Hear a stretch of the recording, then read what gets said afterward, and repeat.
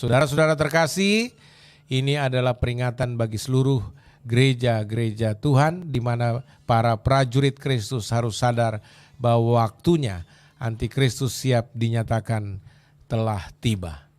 Ini adalah artikel yang harus dibaca. Saudara yang terkasih dan Pak Rocky yang terhormat dan terkasih, bahwa saya tidak tahu persis apakah artikel ini betul-betul benar adanya, atau sudah dimanipulasi, atau sudah direkayasa dan dimunculkan sebagai berita yang bisa menimbulkan provokatif dan lain sebagainya. Tapi artikel ini sudah bersebar luas dan ini menjadi bahan. Artinya kalau betul, bagaimana kita mengantisipasinya dan bagaimana kita harus bersikap. Kalau tidak betul, ya sudah, ini jadi bahan cerita saja. Nah, itu sebabnya untuk membuat kita punya dialog ini, dialog edukatif bermartabat, aktual dan terkendali ini bisa lebih menggeliat, maka kita persilakan saja Pak Rocky Gerung untuk memberikan tanggapannya terhadap hal ini. Karena menurut orang Kristen ini sungguh-sungguh menjadi ancaman gitu loh. Karena kepercayaan Kristen itu akan tergerus dengan tampilnya agama baru yang diciptakan oleh PBB, yaitu agama humanis. Bagaimana pandangan seorang Rocky Gerung? Silahkan Pak. Oke, tadi saya nangkapnya 30% karena suaranya tidak sempurna itu. Oh. Oke, tapi saya dapat intinya itu. Suara saya bisa terdengar ya? Bisa? Sangat bagus Pak. Oke. Saya nggak tahu itu, saya belum pernah dengar itu sebagai satu official statement dari UN itu. Jadi hal pertama adalah saya curiga bahwa UN nekat membuat pernyataan resmi semacam itu. Tetapi saya paham bahwa kendati pun itu tidak resmi, isu itu adalah current theological issue, bahkan current political theological issue gitu. Karena ada soal perkembangan ethics di dalam humanity itu, yang disebut sebagai ethics of care. Kita tahu bahwa dunia ini sebetulnya diselenggarakan dengan pertentangan, sebut aja pertentangan eskatologis itu, antara mereka yang percaya pada determinisme dan mereka yang mengambil posisi libertarian. Determinisme selalu ingin mengembalikan destinasi manusia itu melalui ajaran kitab suci itu.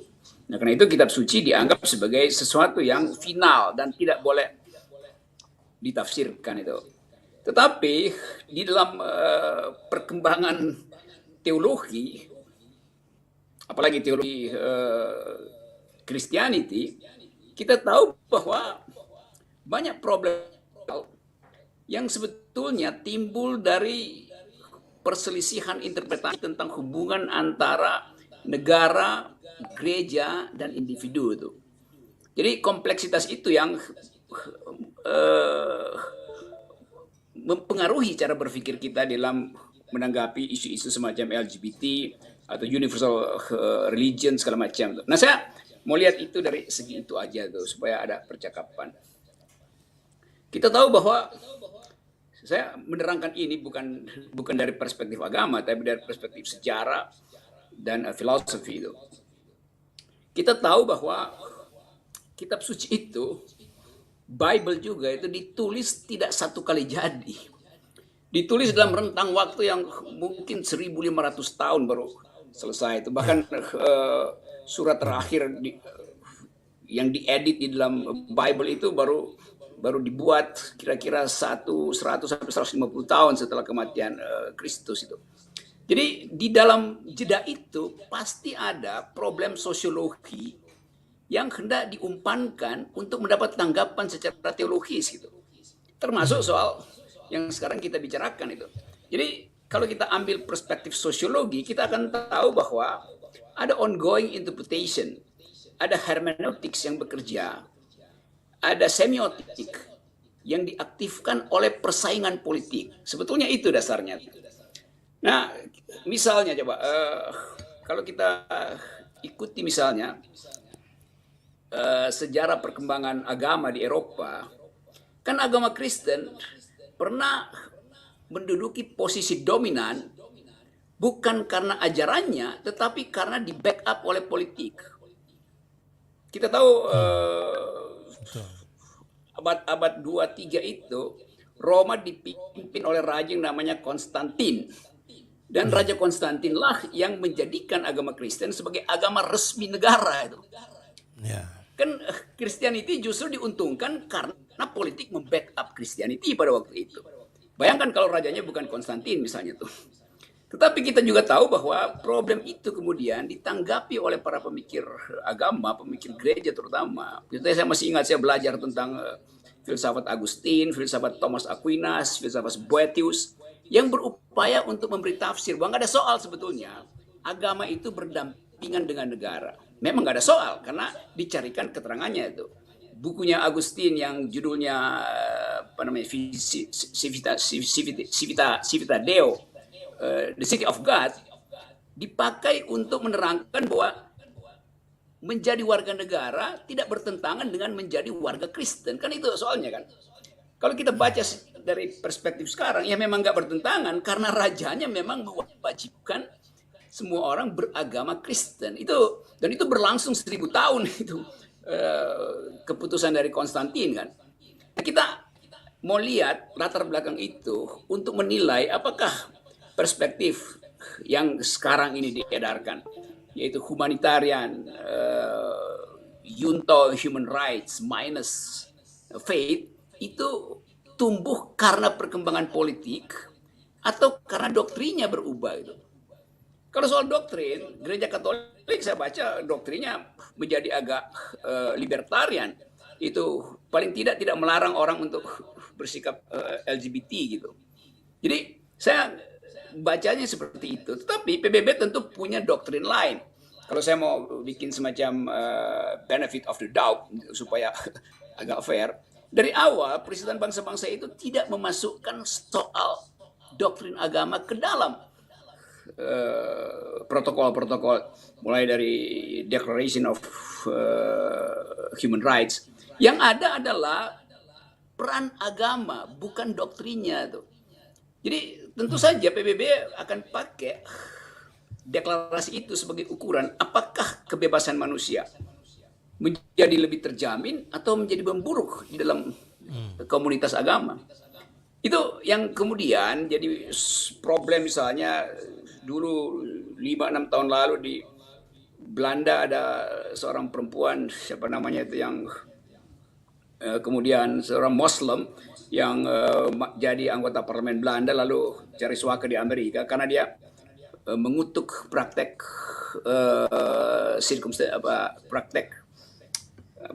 praktek sunat perempuan di circumcision.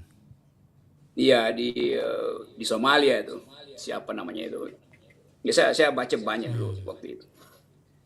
Nah, soal-soal semacam itu yang membuat orang merasa bahwa kalau negara ikut mengatur soal-soal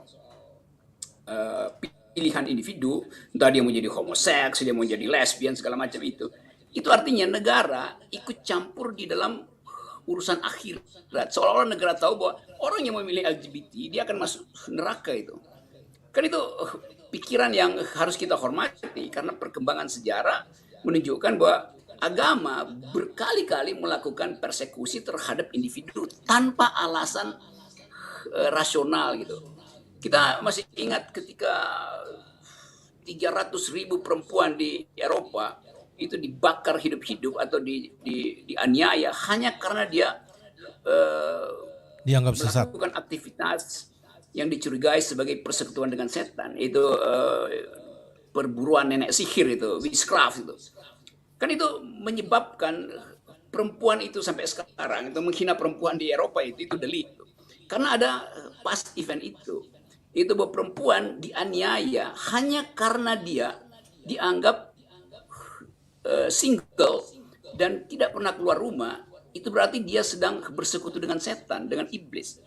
Padahal secara ekonomi kita tahu masalahnya adalah perempuan di abad tengah itu dia tinggal di rumah, itu artinya dia sedang memproduksi barang dagangan baru.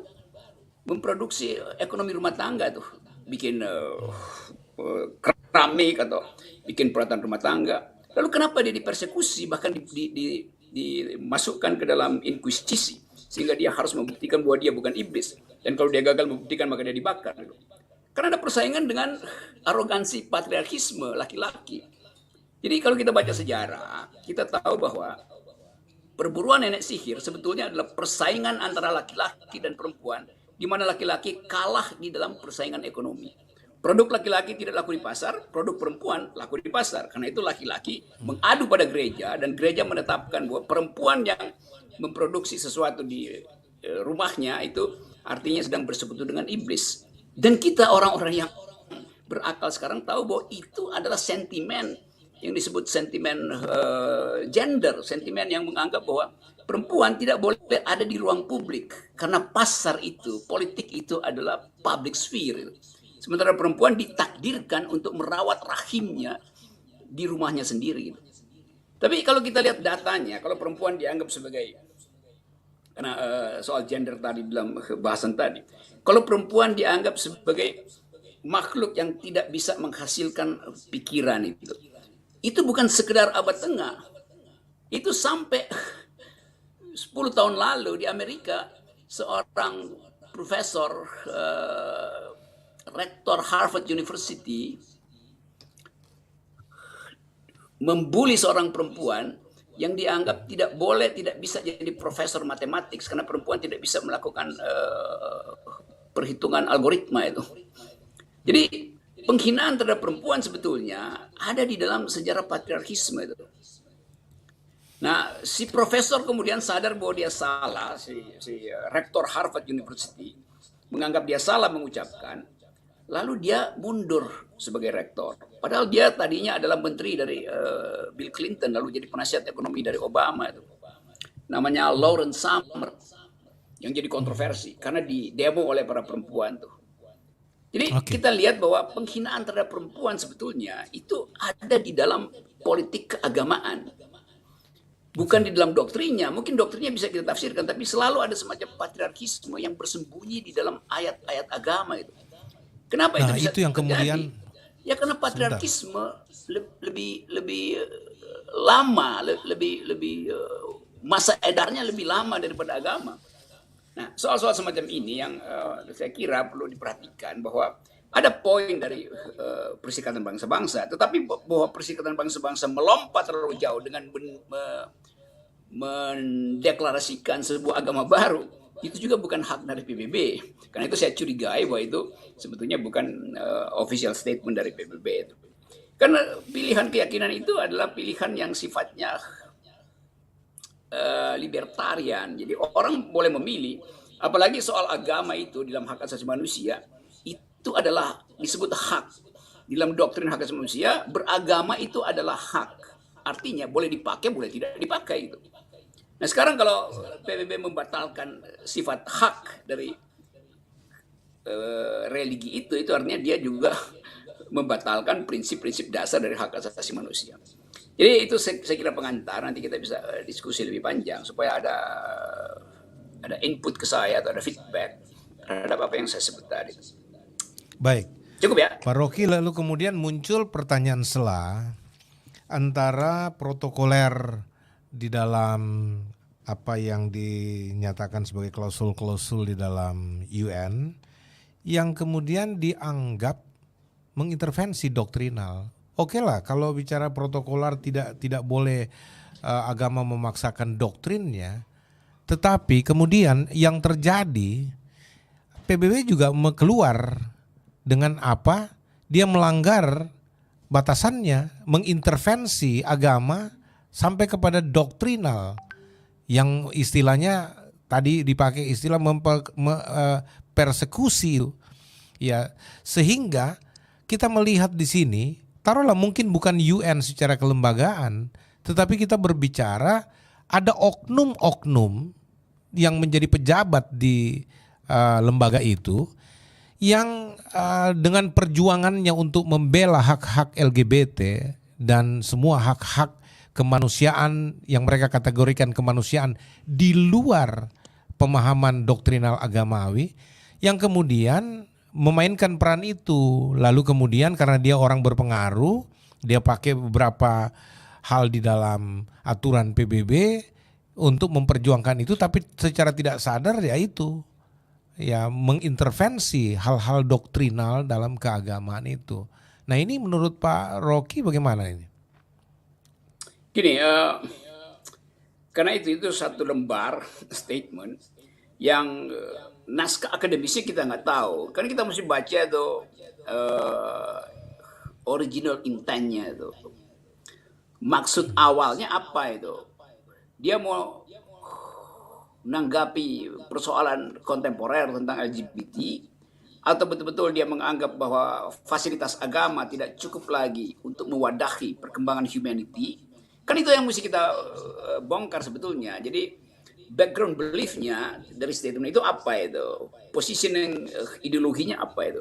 Saya nggak tahu, karena itu saya baru dengar sekarang, lalu saya bikin komentar cepat-cepat. Tetapi dari awal kita tahu bahwa agama itu selalu memperoleh perlindungan dari prinsip komunitarian. Jadi individu tidak punya hak untuk menganut semacam sebut saja moral independen kecuali diizinkan oleh komunitasnya tuh. Karena itu seseorang akan diekskomunikasi, akan tersisi dari pergaulan kalau dia tidak ikut dengan sistem komunitas itu. Jadi sifat agama selalu komunitarian. Nah, saya menganggap bahwa PBB tentu mengerti bahwa komunitarian itu built in di dalam kemanusiaan. Tetapi dalam di PBB selalu ada semacam dispute. Sejauh mana prinsip-prinsip komunitarian itu boleh menghalangi prinsip-prinsip individual itu. Nah, pikiran ini sebetulnya pikiran yang panjang di belakang yang sudah dipertengkarkan dari abad pertama ketika teologi bersentuhan dengan politik gitu. Dan juga masuk dalam sistem pemikiran ekonomi segala macam tuh. Debat antara libertarian dan komunitarian itu bagian penting di dalam debat ideologi abad 20. Jadi saya mau terangkan bahwa bila agama mengambil doktrin yang disebut, saya sebut dengan istilah yang agak teknis, saya terangkan kalau kurang dipahami, the ontology of the not yet itu, bahwa yang belum itu akan difinalkan bila, klausul bila ini penting, seluruh persyaratan yang disediakan di dalam semua verses, di dalam semua ayat itu dipenuhi itu. Atau kalau saya ringkas misalnya, agama selalu punya prinsip hanya ada satu ada.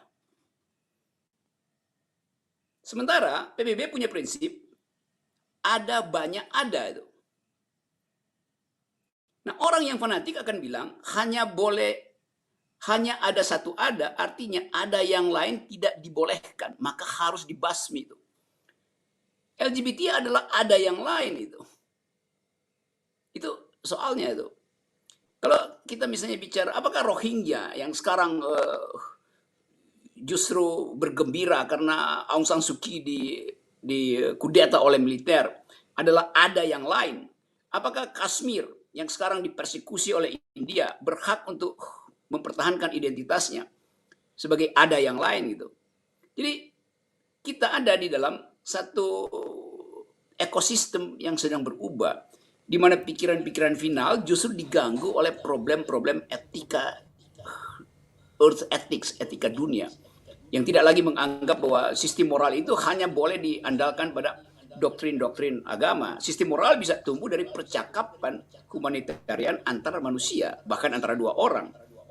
Jadi itu dilemanya. Itu saya hanya menerangkan dilemanya, karena kalau kita buatkan semacam distingsi yang agak ketat, agak tajam, agak kontras, maka kita akan masuk di dalam konfrontasi. Nah, konfrontasi itu membutuhkan peralatan pikiran yang panjang. Nah, itu saya nggak tahu apa di sini, di forum ini ada teolog, ada filosof, atau ada aktivis human rights. Saya nggak tahu. Saya harus pelajari dulu identitas profesional dari teman-teman di sini, baru kita mungkin bisa naikkan satu oktav pemikiran atau pertengkaran konseptual tentang proposal dari the so-called UN statement on religion tadi. Oke, Tapi ini Yusuf. kan bukan sekedar tapi ini kan bukan sekedar pertarungan doktrinal Suaranya kurang antara bagus ya. saudara. Ya. Tapi ini bukan sekedar pertarungan doktrinal belaka, Pak Rocky.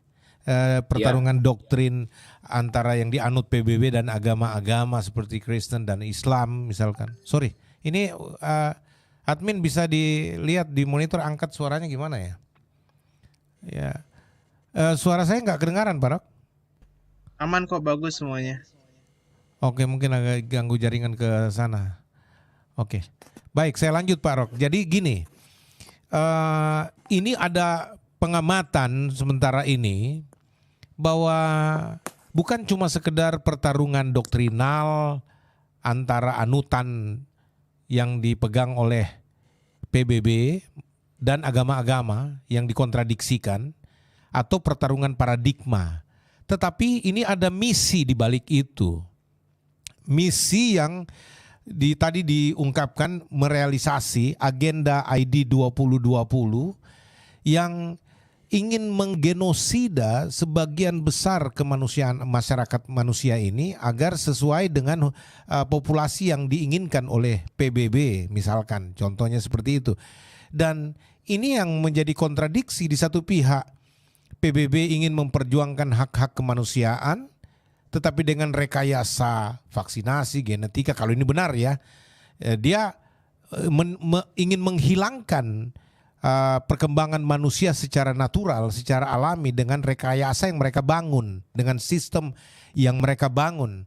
Dan ini yang saya bilang menciderai bukan sekedar hak-hak kemanusiaan, tetapi juga melecehkan Sang Pencipta yang kami orang-orang beragama percayai ada dan berkarya dalam kehidupan anak-anak manusia. Tanggapan Pak Rocky? Iya, itu nggak ada soal. Saya kan kalau kita mau baca aspek sosiologi dari statement itu, saya terangkan tadi bahwa humanity first itu adalah paham dari PBB itu. Yang kedua, kalau dianggap bahwa itu melecehkan, ya nggak usah dipedulikan kan? Kan nggak ada soal itu. Karena itu proposal PBB untuk semacam devil's advocating untuk menguji orang yang punya keyakinan. Yang biasa aja kalau dimensinya teologi. Tetapi saya lihat tadi sosiologinya itu.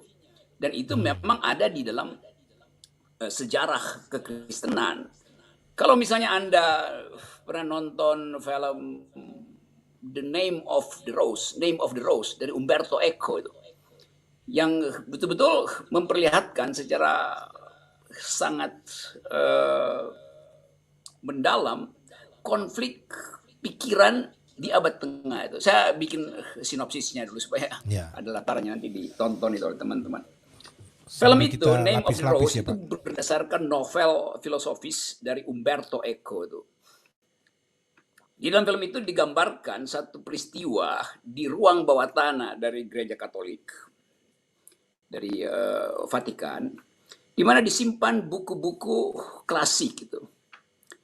Dan di situ dikasih larangan bahwa tidak boleh orang masuk di dalam ruang bawah tanah itu.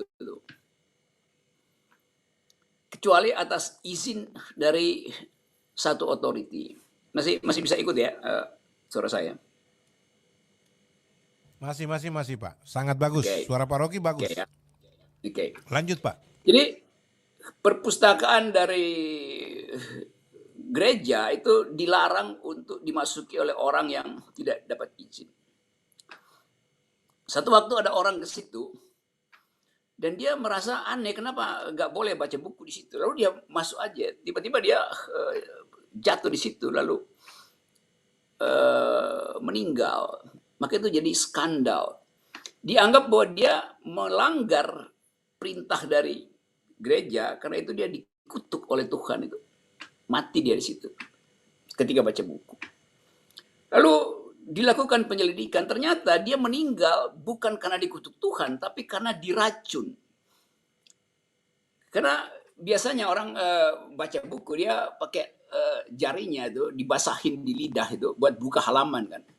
Nah, ujung halaman itu, tempat lidah itu, tempat air liur itu melekat untuk membuka halaman dikasih racun.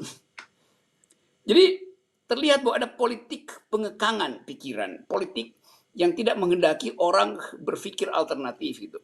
Sehingga orang dipaksa untuk hanya menerima satu versi dari doktrin. Padahal itu doktrin yang mungkin keliru. Nah, untuk mencegah orang lain paham bahwa ada keterangan lain tentang sejarah, tentang kebenaran, tentang pengetahuan, dipasanglah racun di situ. Nah, sekarang pertanyaannya, apakah dia meninggal karena melanggar perintah Tuhan atau melanggar perintah pejabat gereja itu? Kalau sekedar melanggar perintah pejabat gereja, kenapa dia mesti diracun? Artinya ada pengetahuan yang hendak disembunyikan itu. Jadi itu soalnya. Nah, saya balik tadi pada isu kita hari ini. Kita tumbuh di dalam pergulatan etika baru, yaitu yang disebut feminist ethics, environmental ethics, yang dulu oleh agama tidak dianggap sebagai hal yang spesifik gitu. Kalau dulu dianggap bahwa dalam filosofi atau bahkan beberapa versi dari Aristoteles, Plato, Plotinus kan masuk di dalam sejarah gereja, pikiran-pikiran filsafat Yunani itu masuk di dalam tradisi gereja gitu. Yang menganggap bahwa perempuan itu, Aristoteles bilang begini, perempuan itu adalah anak-anak yang bertubuh besar. Jadi dia menghina perempuan sebetulnya, karena dianggap perempuan tidak pernah bertumbuh sebagai orang yang berpikir. Dia statusnya anak-anak. Yang bertumbuh cuma tubuhnya, bukan otaknya itu. Nah, soal-soal semacam itu tentu menjadi perhatian dari PBB yang menganggap bahwa relaksasi kemanusiaan itu terhalang justru oleh doktrin-doktrin yang masih menganggap sebagian orang sebagai tidak sempurna sebagai makhluk itu. Kita tahu bahwa perkembangan perjuangan perempuan itu baru tahun 60-an ketika ada women liberation mengaktifkan pikiran kita untuk percaya bahwa demokrasi tidak mungkin tumbuh bila separuh dari umat manusia didiskriminasi hanya karena bentuk kelaminnya, yaitu perempuan. Kan itu soal kita hari ini. Jadi saya ingin beri catatan kaki, doktrin itu selalu bersifat tertutup. Hanya boleh ada satu ada. Oleh karena itu, konsekuensinya ada yang lain harus disingkirkan. PBB mengambil sikap sebaliknya. Ada banyak ada. Oleh karena itu, biarkan ada-ada itu tumbuh. Jangan disingkirkan. Nah, ini adalah konflik paradigm sebetulnya tuh yang mungkin baru bisa kita sadari dalam 30-40 tahun yang akan datang. Kalau ada versi lain yang bisa mengakomodasi pikiran itu. Atau kalau human rights sudah tumbuh bagus, mungkin versi yang lain tidak diperlukan lagi tuh.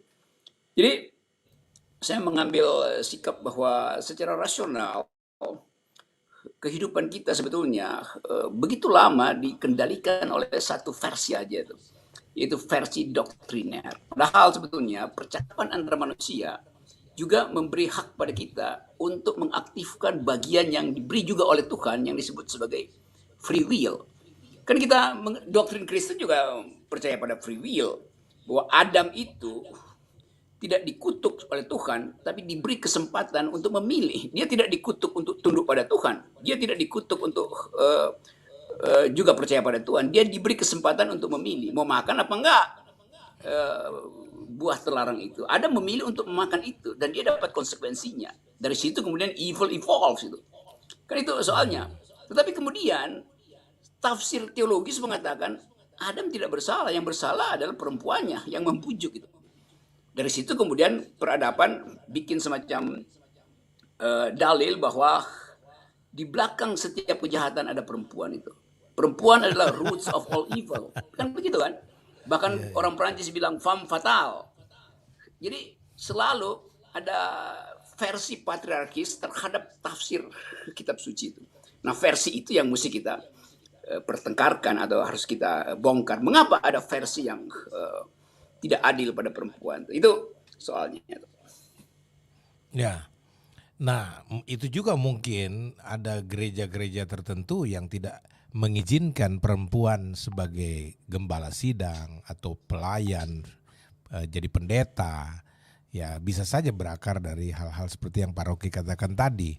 Tapi perang paradigma yang lebih serius kelihatannya adalah ketika United Nations, kalau berdasarkan artikel ini, itu ingin meyakinkan dunia bahwa apa yang dikatakan oleh doktrin-doktrin agama ini itu sebenarnya hal yang relatif, bisa benar bisa tidak. Yang Pak Rocky bilang istilahnya itu ada keyakinan bahwa hanya ada satu ada, sementara PBB mengatakan ada yang lain. Nah, apakah menurut Pak Rocky ini juga, ini termasuk catatan yang diberikan kepada saya untuk bertanya, apakah ini juga menjadi klarifikasi, menjadi akar Pak Rocky pernah menghebohkan dunia agama dengan mengatakan bahwa kitab suci itu fiksi dari statement-statement. Saya nggak bisa nangkap, saya nggak bisa dengar. Ya, jadi gini, jadi tadi kalau kita bicara dari semua uraian dan kisah-kisah historikal sejarah yang Pak Rocky sampaikan, ya, dan ini seolah-olah dalam pendengaran awam, ini seolah-olah Pak Rocky membenarkan ketika ya PBB ingin menunjukkan bahwa tidak boleh paham yang satu ada ini, yang satu-satunya, tidak boleh ada yang lain, ya, itu menjadi dominasi di dalam dunia ini mengatur umat manusia, karena itu akan berdampak pada pelecehan kemanusiaan yang lain yang diperjuangkan oleh PBB, yang tidak diajarkan, bahkan ditentang, dikutuki oleh agama-agama. Oke, nah apakah ini juga yang menjadi dasar Pak Rocky pernah, ini ada catatan minta tanya kepada Pak Rocky, sehingga Pak Rocky membangun statement fiksi itu. Kita tahu bahwa PBB itu tidak punya pikiran final tentang hubungan antara sebentar, saya charge sedikit nih. Hubungan antara negara dan agama. PBB tidak mengatur, tidak punya fungsi untuk mengurus doktrin. Dia berfungsi untuk mengaktifkan humanity itu. Jadi kalau humanity bertentangan dengan agama, maka PBB pasti pro humanity. Logikanya begitu dari awal tuh. Tetapi bukan berarti dia menolak agama. Dia hanya ingin agar supaya pilihan bebas individu tidak dihalangi oleh doktrin. Kan itu soalnya kan. Bahwa individu itu kemudian bilang, enggak, saya mau ambil doktrin, ya bagus juga, nggak ada soal. Yang penting PBB punya sikap imparsial di dalam soal keyakinan. Sama seperti fungsi negara, di Indonesia juga begitu. Negara mau mengatur agama, padahal negara nggak tahu di mana alamat Tuhan. Twitter Tuhan dia nggak tahu. Dia nggak tahu email Tuhan. Tapi dia mau atur, maka terjadi konflik akhirnya kan. Karena negara tidak paham bahwa sifat dari peradaban itu bertumbuh bersama dengan problem sosial politik, bertumbuh dengan problem kebudayaan, bercampur di situ. Agama hanya satu bagian dari problem itu. Nah, bagian yang hanya satu itu mau diutamakan, itu nggak bisa. Karena negara harus bikin klaim bahwa dia paham, bahwa dia omniscience, bahwa dia omnipotent. Itu baru bisa. Di mana bisa terjadi? Di dalam teokrasi, kan cuman itu. Kalau negara kita tidak teokrasi, ngapain ngurus agama? Ya tapi nanti ada konflik. Ya konflik diselesaikan secara hukum dengan konstitusi, bukan dengan ayat suci. Itu yang saya terangkan. Dengan ayat hukum pidana, bukan dengan ayat suci diselesaikan konflik publik itu. Pembuatan kebijakan juga nggak boleh berdasarkan sentimen keagamaan tuh. Bahwa misi agama itu masuk, ya boleh, tapi misi agama harus ditranslasikan ke dalam kalimat-kalimat sosiologis. Kan itu fungsi dari agama kan. Jadi agama pasti mempengaruhi kehidupan kita. Tetapi dia harus ditranslasikan menjadi ayat-ayat sosiologis dulu tuh. Baru dia bisa dipertengkarkan. Karena kebijakan publik diucapkan untuk dipertengkarkan. Doktrin agama tidak bisa dipertengkarkan. Di pemisahan itu yang dianggap sebagai sekularisasi. Tetapi di Indonesia atau di banyak negara juga sekularisasi ditafsirkan salah sebagai anti agama. Padahal orang yang paling sekuler adalah orang yang paling paham fungsi agama itu ada di langit. Jangan dibawa menjadi pertengkaran di bumi itu. Dia bisa datang di bumi sebagai inspirasi, tapi bukan sebagai alat konspirasi itu. Nah, hal semacam ini yang mesti berani kita ucapkan. Karena kita ingin agar supaya ada kesetaraan di dalam pandangan sosial manusia. Saya selalu menganggap bahwa kesosialan manusia itu mendahului seluruh macam ceramah agama. Karena ceramah agama mengatur bagian kecil aja dari kehidupan kita. Bahwa dia menjadi dominan itu bukan karena kita kekurangan peralatan untuk bergaul sebagai sebuah warga negara. Tapi karena ada orang, ada kelompok, ada komunitas yang memakai prinsip yang dominan itu. Nah, saya menghargai kelompok itu, tapi kalau kelompok semacam ini, entah itu dalam agama apapun, mendominasi satu pikiran, maka berhenti percakapan sosial. Nah, saya tidak ingin percakapan sosial dihentikan oleh doktrin. Saya menghargai doktrin sebagai tuntunan moral, tapi bukan sebagai penghambat percakapan sosial. Itu aja. Gampangnya begitu. Tapi misi suci agama yang diproyeksikan dengan doktrin teologinya Pak Rocky, yaitu misalkan dia menentang aborsi, dia menentang penyimpangan gender seperti LGBT dan lain sebagainya, yang diyakini sebagai ajaran Tuhan yang tidak boleh dilanggar oleh manusia, itu bukan sekedar yang tadi saya bilang Pak Rocky, perang doktrin kepercayaan antara ayat-ayat suci jadi ayat-ayat sosiologis dan sebagainya. Tetapi ini punya misi suci di baliknya supaya manusia itu hidup normal seperti tatanan awal yang Tuhan buat, seperti yang dikatakan kitab suci. Dan yang kedua, bahwa yang namanya larangan-larangan dalam agama misalkan. Pak Rocky di posisi mana nih? Dia bergetar suaranya, coba agak cari cara lain. Gitu suara saya bisa didengar, tapi suara Anda, saya kurang nggak nangkap itu. Makin gitu. Ya, tunggu dulu sebentar. Saya ada coba vibrasi cari. Itu dia. Saya coba tuker mic, barangkali. Ya, kalau yang ini Pak Rocky bisa dengar? Oke, ya, dengar. Bisa yang ini ya Pak? Bisa, bagus. Oke, kalau begitu saya ganti Pak. Iya, jadi begini Pak Rocky. Oh, dia mulai lagi tuh. Coba mungkin saya nggak tahu jaraknya tadi ini tiba-tiba bagus hilang. Ini satu, coba yang ini bagus Pak, bisa? Ya begitu bisa. Iya. Ya gini ya. Oke, mudah-mudahan bisa. Oke, satu dua ya. Ini bisa ya Pak Rocky? Mungkin lebih dekat ya. Ya. Jadi begini, secara singkat saya mau katakan bahwa yang dicurigai atau dianggap tidak pantas oleh PBB dan merupakan kejahatan kemanusiaan yang dilakukan oleh kaum beragama dengan mengeliminir atau mendiskreditkan kaum LGBT dan perbuatan-perbuatan yang dianggap agama sebagai asusila, amoral dan sebagainya, seperti aborsi yang diyakini itu adalah suatu tindakan dosa, lalu kemudian penyimpangan seksual.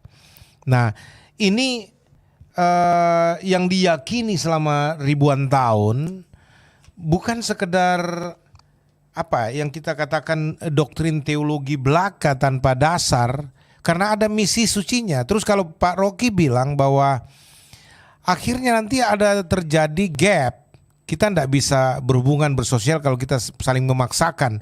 Jadi kalau misalkan orang berkata, ya sudah biarkan aja orang dengan pilihannya, toh tanggung jawab resikonya kalau dia mau hidup dengan gaya hidup LGBT, kalau ada sorga, kalau ada Tuhan, nah dia akan berhadapan dengan konsekuensi hukuman di kekekalan misalkan. Tetapi kalau tidak, biarkan mereka memilih. Itu free will yang Bapak katakan tadi, itu juga ada pada setiap orang misalkan. Tetapi kan agama bukan sekedar mengutuki Pak Rocky, bukan sekedar menghakimi, tapi semacam Kristen itu dia sebenarnya mengatakan ini salah, ini benar, tapi untuk merangkul supaya mereka bisa ditobatkan. Dan dalam kekristenan tidak ada hal yang tidak bisa diperbaiki, apalagi ada kuasa Tuhan yang tersedia untuk memulihkan orang, mengembalikan orang pada normal, kehidupan normal. Misalkan dia laki-laki yang tadinya banci bisa jadi normal laki-laki, dan perempuan bisa jadi normal perempuan, asal dia bertobat dan menyerahkan dirinya kepada Tuhan. Sehingga tidak ada alasan orang mencurigai ajaran Kristen untuk kemudian menjadi semacam doktrin kejahatan terhadap kemanusiaan yang hanya bisa mengeliminir, menghakimi, mendiskreditkan, mengutuki, meneraka-nerakakan orang, tapi tidak punya solusi. Itu kan kebohongan yang dibangun PBB kalau begitu. Kalau betul artikel ini, Pak Rocky. Bagaimana, Pak Rocky? Gini ya, karena itu dari tadi saya minta itu dipastikan itu official statement dari PBB atau semacam ya proposal. Tetapi saya tahu bahwa pikiran itu ada di dalam masyarakat akademis bahkan tuh. Jadi nggak ada soal dia PBB atau bukan, bagi saya nggak penting lagi.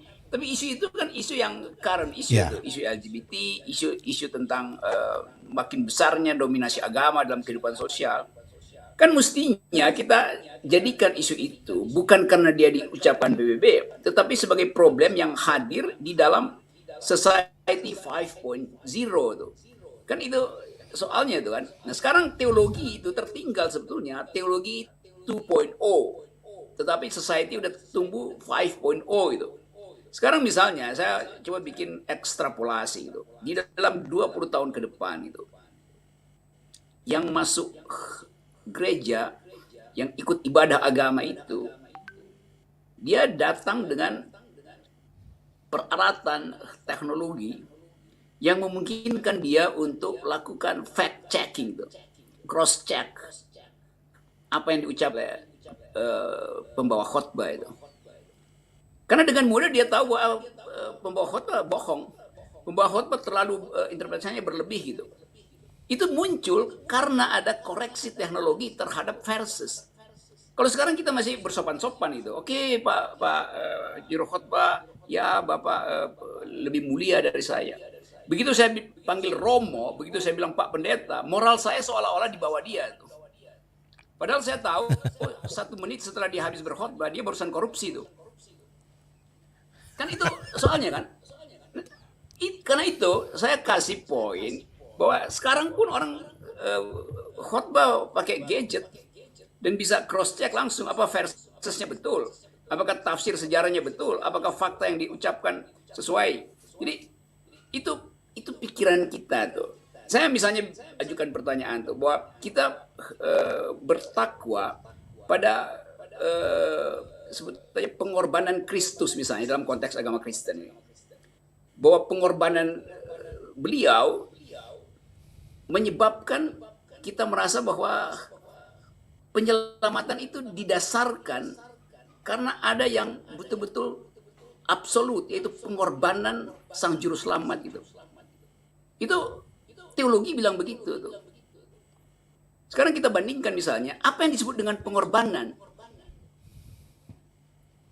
Rasa sakitkah waktu diseret sepanjang Via Dolorosa, lalu dipaku di atas Golgota, atau rasa sakit batin karena dikhianati oleh murid-muridnya itu?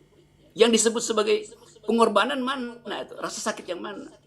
Rasa sakit fisik bisa diatasi dengan opium hari ini. Rasa sakit batin bisa diatasi dengan semacam chips di kepala itu. Hilang rasa sakit itu.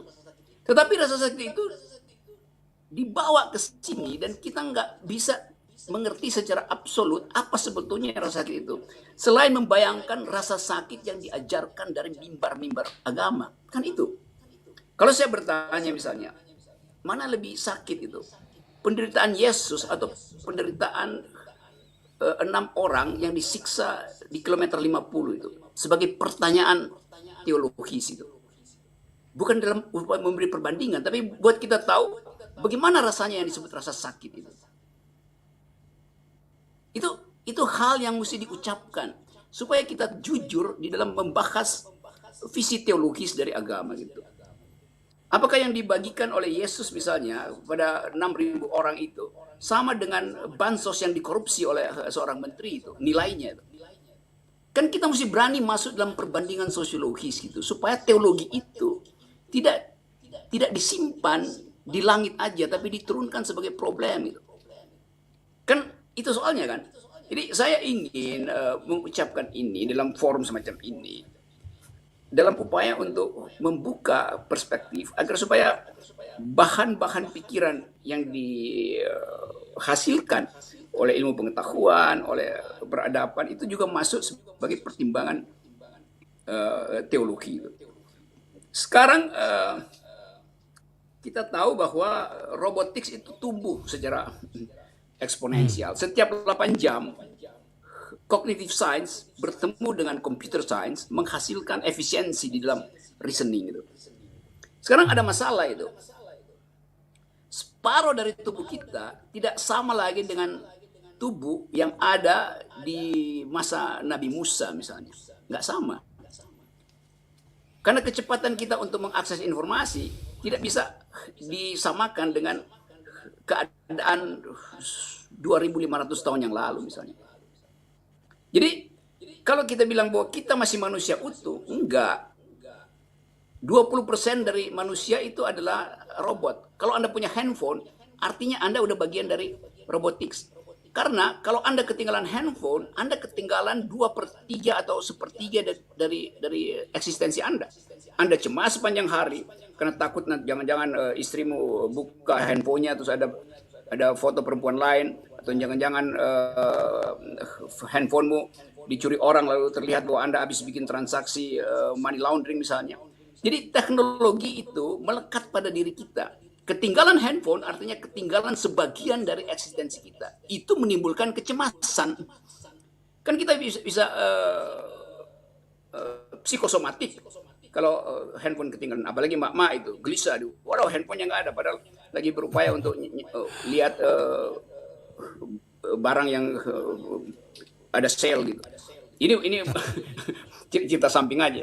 Juga pria suaminya juga begitu, sama cemas, jangan-jangan ketahuan bahwa dia lagi korupsi tuh, di handphone itu dicuri orang tuh.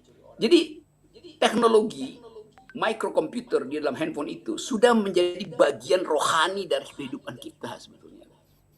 Itu soalnya kan, si handphone juga sebetulnya mengalami hal yang sama.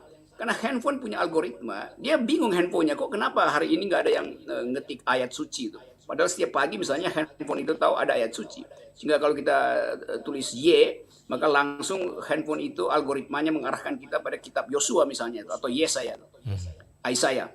Kan itu terjadi karena habitual kita antara yang biologi, yang rohani dengan yang teknologi. Lama-lama kita nggak tahu yang mana yang rohani, yang mana yang spiritual, yang mana yang badannya. Lama-lama sih handphone itu lebih rohani ya sebetulnya. Ya. Kira-kira itu. Ini saya cuma ucapkan itu sebagai bahan untuk berpikir, bukan untuk mengolok-olok atau mempertengkarkan sesuatu. Saya hanya menguji konsekuensi dari keyakinan kita pada ajaran-ajaran agama itu. Dan sebuah ajaran agama masuk dalam kemuliaannya justru kalau dia dihayati secara individual, lengkap dengan pengalaman batinnya itu. Saya merasa religius kalau ada di Himalaya atau di Gunung Elbrus. Saya merasa sendiri di situ dan saya harus bertanding dengan antara menikmati alam dan membayangkan misterium tremendum kalau jatuh dari puncak Elbrus itu atau dari Himalaya, jurangnya itu 3 km, hanya awan yang kita lihat tuh. Jadi pengalaman religius orang tidak ditentukan oleh apa yang diucapkan di mimbar-mimbar agama, tapi oleh hal yang secara eksistensial dia hadapi itu. Dalam keadilan sosial, dalam penghinaan terhadap sesama manusia itu, di dalam upaya untuk merancang masa depan. Di situ ada unsur teologi itu. Dan karena itu teologi selalu harus dibaca sebagai rasional teologi. Saya kira itu Yosua, Dr. Yosua, sorry. Jadi kalau kita mau berbicara tentang kemungkinan Pak Rocky, jadi kadangkala kita berbicara hal-hal religius itu tidak ada kaitannya dengan agama dong. Yaitu berbicara urusan batin seseorang dengan lingkungan sekitarnya yang dia hayati, kemudian mengarahkan dia kepada pemikiran, wow, luar biasa, pasti ada yang menciptakannya. Nah, kalau misalkan nih orang berkata bahwa Yesus ini pertengkaran ini polemik teologis juga dalam kekristenan, Pak Rocky juga pasti tahu itu. Jadi bahwa ada orang berkata bahwa sebagian berkeyakinan bahwa Yesus datang bukan untuk mendirikan agama. Yesus datang bukan untuk mendirikan gereja-gereja organisasi seperti sekarang ini. Tapi Yesus datang untuk membangun jalan ke sorga. Ini makna teologisnya. Untuk mengembalikan manusia kepada semacam tatanan awal penciptaan, rancangan awal penciptaan mereka. Sehingga yang dibangun sebenarnya adalah jalan hidup, the way of life. Untuk orang bisa kembali kepada sang penciptanya melalui Yesus. Sehingga ucapan-ucapan yang mengatakan agama tidak menyelamatkan, gereja tidak menyelamatkan, ya, tapi percaya kepada Yesus dalam pengertian yang lebih hakiki, menjadi seperti Yesus, mengikuti pola hidup Yesus, akan membawa mereka kepada kekekalan. Nah, apakah ini tidak bisa dikatakan semacam Kristen agnostik yang dianggap bidat di waktu-waktu yang lalu? Sepengetahuan Pak Rocky dalam membaca literatur sejarah Kristen, bisakah disumbangsihkan? Silakan Pak. Oke. Saya baca dan belajar Christian teologi itu dari versi filosofi. Saya juga baca Muslim teologi itu. Saya lebih banyak mengetahui tentang Maryam misalnya di dalam Quran daripada di dalam Bible itu. Lebih lengkap pengetahuan, ya, bukan soal keyakinan itu. Pengetahuan, uraian terhadap Maryam dan posisi Maryam di dalam Quran dibandingkan dengan Bible, kitab Maryam itu. Saya bandingkan misalnya dengan versi di dalam kitab-kitab suci yang lain tuh, bahwa keibuan itu dipelihara bukan karena relasi genealogi, yuntobiologi, tetapi karena ada penghayatan terhadap rahim. Dan itu sifatnya arkeologis, antropologis itu. Jadi istilah rahim sebetulnya itu yang paling rohani dalam semua agama gitu. Manifestasinya adalah ibu tuh. Nah, kekristenan mengandalkan itu, bahwa lahir dari rahim yang suci. Nah, versi ini yang saya anggap sebagai bagian sosiologi dari kehidupan kita sebagai manusia, karena kita share pengalaman memiliki ibu. Semua kita share pengalaman memiliki ibu. Tidak semua kita share pengalaman memiliki istri, tapi memiliki ibu adalah antropologi yang ada di dalam Quran, ada di dalam Bible, ada di dalam semua kitab suci itu. Jadi keibuan itu, femininity, itu justru yang diucapkan sebagai, sebut aja, kerohanian manusia itu. Nah, karena itu kaum perempuan selalu punya bayangan bahwa Tuhan itu versinya adalah feminin itu. Goddess, bukan God gitu. Nah, bagian ini yang ada juga di dalam filosofi, yaitu kalau kita baca misalnya sejarah dari mitologi Yunani, selalu bagian perempuan itu direndahkan dalam peradaban itu. Nah, kita mau rekonstruksi sejarah di dalam upaya untuk melihat peluang bagaimana agar supaya kerohanian manusia itu tidak sekedar diandalkan pada ayat-ayat keagamaan, tapi juga pada pengalaman real menjadi manusia. Kan itu istilah-istilah yang dimaksudkan, supaya kalau kita sebut universal religion harusnya juga masuk dalam pengertian itu. Saya menganggap bahwa surga adalah rahim ibu itu, karena di situ diajarkan tentang justice, keadilan. Keadilan itu tidak diajarkan oleh oleh Pak Pendeta, tapi oleh ibu yang pagi hari harus membagi isi dompetnya antara makan suami dan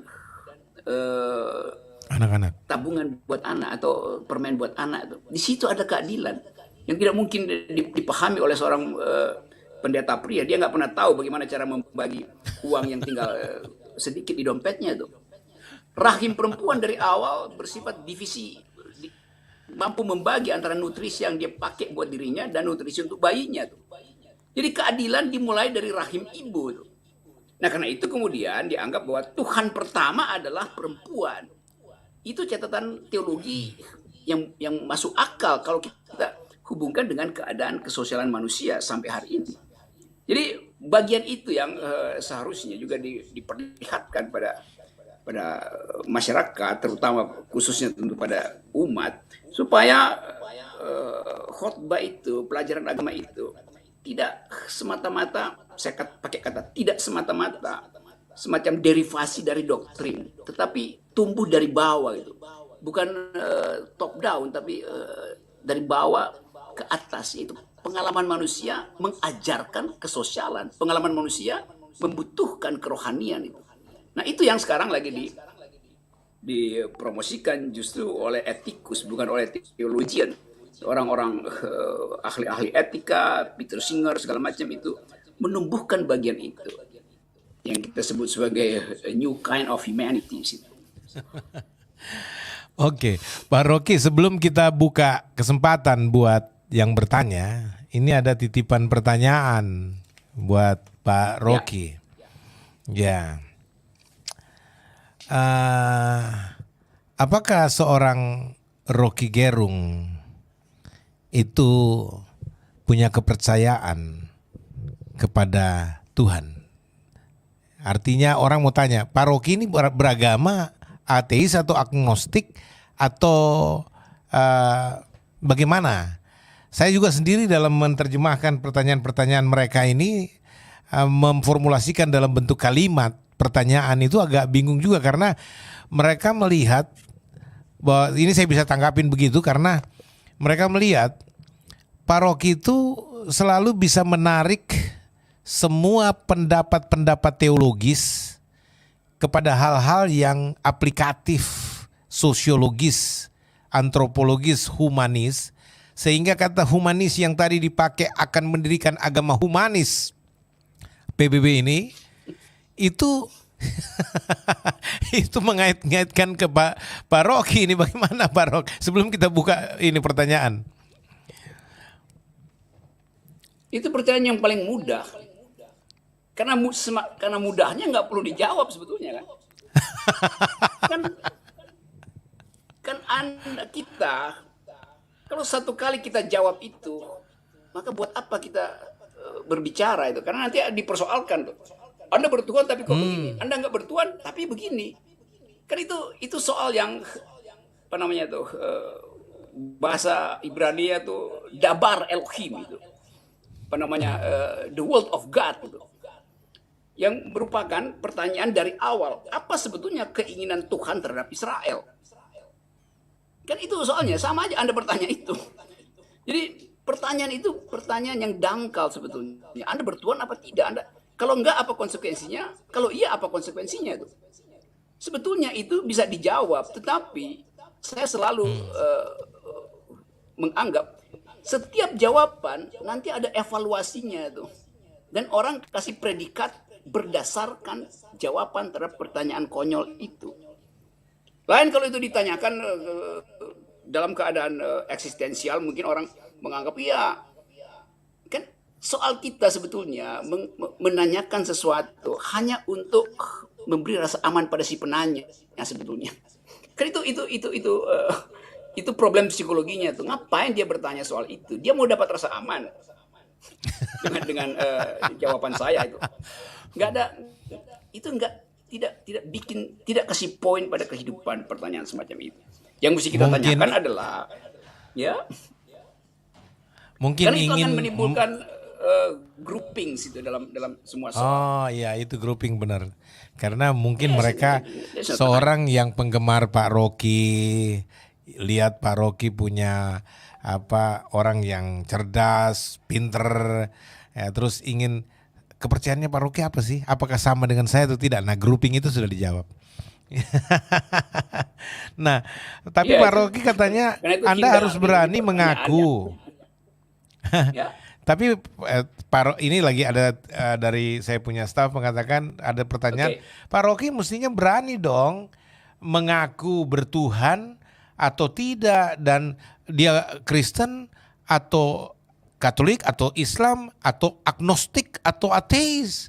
Nah, itu Bisa, merupakan Saya bisa mengaku. semacam Saya nilai. bisa mengaku itu. Saya bisa mengaku. Kalau mau ditanya, saya bisa mengaku sekarang. Yang saya mau tahu, yang bertanya siapa itu? Ini catatan dia nggak mau kasih tahu nama sih. Nah, justru itu. Jadi ngapain itu kan? Ya. Ya, oke. Kalau gitu saya berikan Dan aja kesempatan itu minta. kan pertanyaan yang kayak orang main truth gitu kan. Dia simpan truth, tapi dia ajukan call supaya dia tahu truthnya yang pegang siapa itu. Kan ya, ngerti saya soal-soal semacam itu saya hafal itu. Teknik bertanya semacam itu. Kalau diputar, seharusnya orang itu kalau akalnya tajam, dia bisa ambil kesimpulan itu. Buat apa bertanya? Jadi buat apa ada uraian? Kalau itu sebaiknya ditanyakan di awal supaya saya nggak perlu terangkan soal-soal semacam ini kan. Jadi kadangkala orang mau menguji sesuatu hanya karena rasa tidak aman dirinya. Jadi orang yang bertanya sebenarnya tidak aman dengan keyakinan dirinya sendiri. That's logic. Oke. Simple. Minta tolong admin itu dimunculkan linknya supaya yang teman-teman yang sudah banyak ngomel-ngomel ini, mana yang linknya, kita mau bergabung. Nah, silakan join. Yo kita diskusi ya. Oke. Ada Pak Rocky Gerung di sini yang siap ditanyai, saudara-saudara, dengan wine-nya yang luar biasa.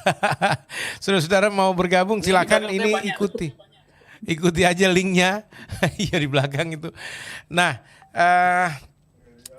juga chatting-chatting yang banyak ini, nanti sebentar kita minta bantu untuk admin klasifikasikan yang mana yang bisa mewakili pertanyaan-pertanyaan yang mirip ya.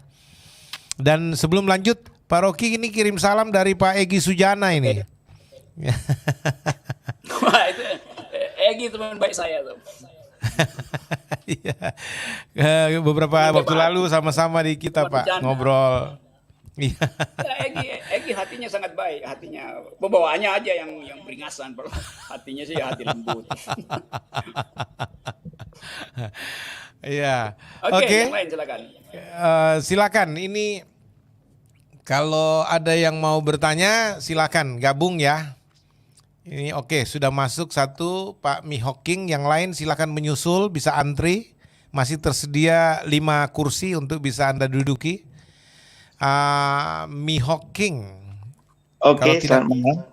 Ya. Kalau tidak keberatan bisa tampilkan wajah dulu. Kalau misalkan masalah data bisa nanti ditutup lagi wajahnya. Sebaiknya tidak. Kalau boleh nggak usah menampilkan wajah. Kalau boleh. Gitu. ya Pak ya. Nggak usah menampilkan wajah Pak ya.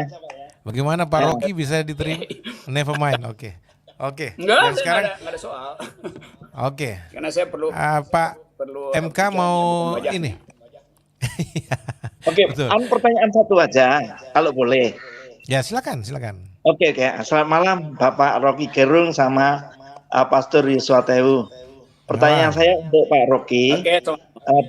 Bagaimana? Sebenarnya saya sudah nulis di chat tadi. Bagaimana menurut pandangan Bapak tentang tokoh Yesus Kristus? Itu aja. Bagaimana pandangan Bapak tentang tokoh yang namanya Yesus Kristus? Itu saja. Terima kasih. Ya. Makasih Pak King ya, Miho King ya. Pertanyaannya simpel Pak Rocky. Menurut Anda siapakah Yesus itu? Wah, ini pertanyaan Yesus sendiri 2000 tahun lalu yang dia tanyakan kepada murid-muridnya. Menurut kata orang, siapakah aku ini?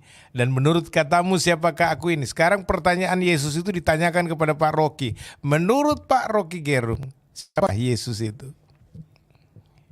Ya, baca aja berapa 37 kitab. Kan itu simple. Kenapa tanya ke saya? Kecuali Anda ingin tahu versi saya, dan versi saya pasti Anda akan anggap sebagai bukan versi official. Jadi kalau saya bilang Tuhan adalah teman berpikir saya perlu 2 hari menerangkan Anda supaya Anda nggak salah paham itu. Kalau saya bilang Yesus adalah teman berpikir saya, nabi-nabi adalah teman berpikir saya, Yosua adalah teman berpikir saya. Kenapa? Pertanyaan teologisnya begitu. Kenapa? Karena memang dimaksudkan untuk bercakap-cakap. Teologi kalau nggak dipercakapkan, dia tidak tumbuh. Jadi teologi justru ditumbuhkan oleh percakapan. Kalau begitu para nabi adalah teman bercakap-cakap. Kan simpel aja. Tuhan pun teman bercakap-cakap. Yes. Ya.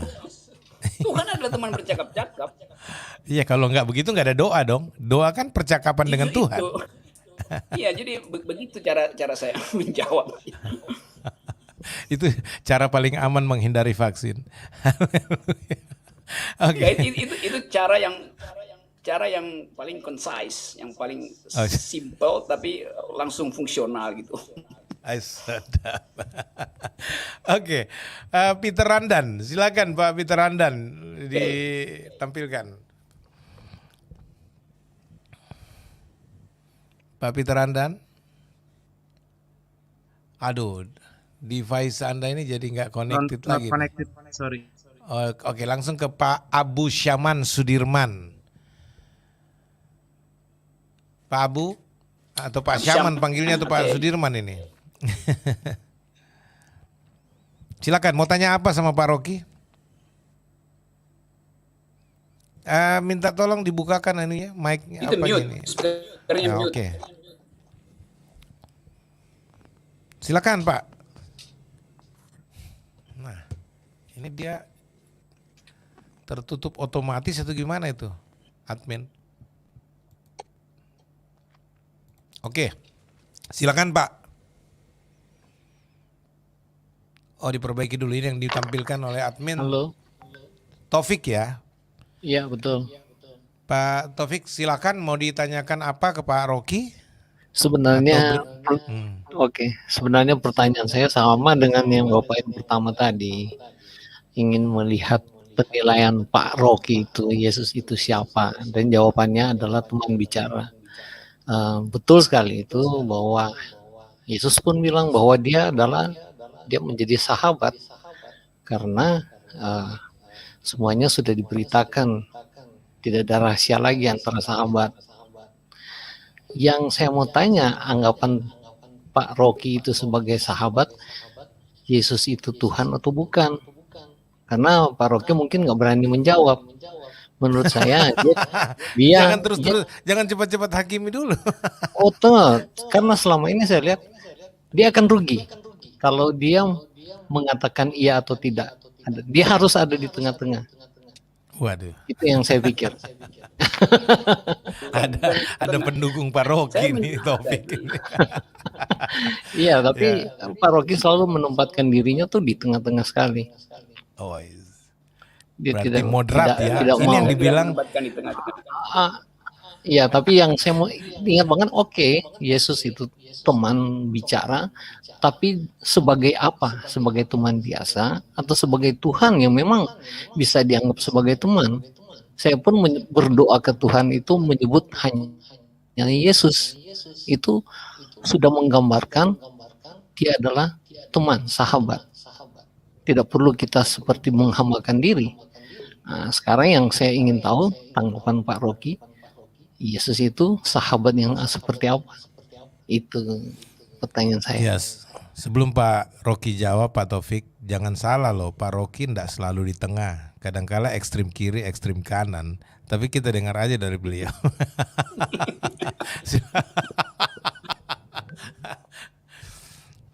Silakan, Pak Rocky.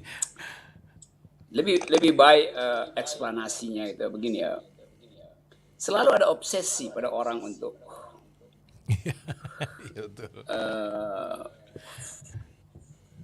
merayakan sesuatu dengan berkumpul gitu. Orang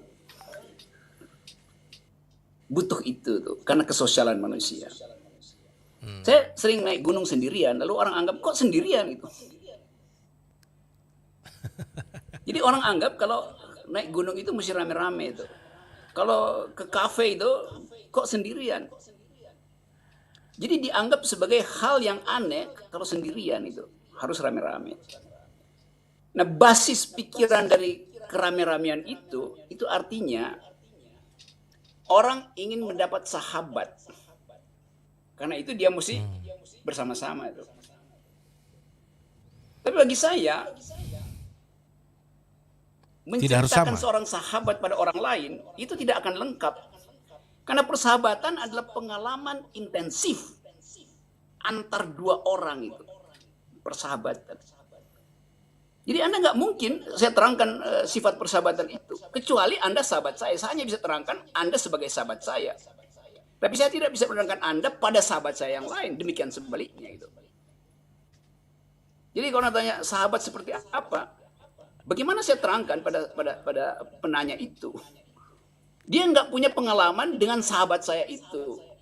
Jadi saya nggak mungkin terangkan. Itu intinya tuh. Jadi atau Anda mau dapat lengkap atau Anda tidak mendapat apa-apa, itu aja. Anda kalau saya tanya Pak Yosua bersahabat dengan siapa? Dengan Egy Sujana. Maka persahabatan Pak Yosua dengan Egy Sujana itu saya tafsirkan karena saya bersahabat dengan Egy Sujana. Tetapi dimensi, deepening, kedalaman persahabatan itu beda. Karena Pak Yosua bergaul dengan Egy Sujana mungkin berapa lama coba? 2 tahun ada, 3 tahun? Ya. Saya 40 tahun bergaul dengan Egy, saya tahu kelakuannya, dia tahu kelakuan saya. Maka saya bisa ceritakan pada orang yang sama, mengalami pergaulan yang sama, di dalam lokasi yang sama, di dalam situs sejarah yang sama, di dalam problem yang sama. Itu soalnya tuh. Jadi bukan saya menghindar menjawab, tapi nggak ada gunanya menjawab soal itu. Bukan nggak ada gunanya, artinya nggak penting. Tapi memang secara logika tuh nggak bisa dijawab. Bertanya tentang seorang sahabat itu konyol. Ini menarik. Secara logis menarik. konyol ya, tapi saya mengerti kenapa ditanyakan itu. Tapi ini sangat menarik Pak Rocky bahwa pasti. Pertemanan kita, persahabatan kita itu menjadi rahasia kehidupan kita yang tidak mungkin kita beberkan secara terbuka dengan yang lain karena kualitasnya nggak sama pasti. Oke, ini Ibu Tandia, silakan Bu Tandia. Oke, Ibu. Ya,